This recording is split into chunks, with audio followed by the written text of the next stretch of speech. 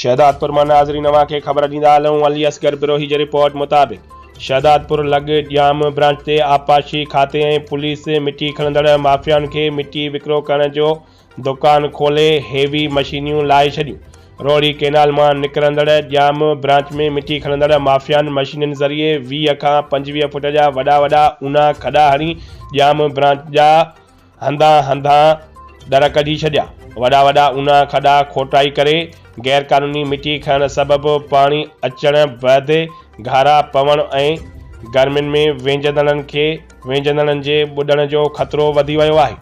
जॾहिं त सॼे शहर शहदादपुर में मिटी खणंदड़ ट्रालियुनि मां मिटी ऐं वारी किरण करे हर तरफ़ मिटी पखिड़ियल आहे ऐं गाॾियुनि जी अचवञ सबबि माण्हू अखियुनि ऐं साह जे बीमारियुनि में वकोड़ियल शहरी सख़्तु परेशान बणियल आहिनि। इंतिज़ामिया मिटी खणंदड़ माफ़ियाउनि आॾो बेवस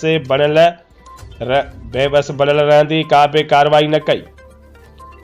आपाशी खातो ऐं पुलिस पारां लखें रुपयनि जी मिटी विकिरो करे पाण में हिसोपती करण में मसरूफ़ आहे ऐं रोडनि रस्तनि तां गुज़रंदड़ ख़ल्क़ अज़ाबनि में वरतल आहे।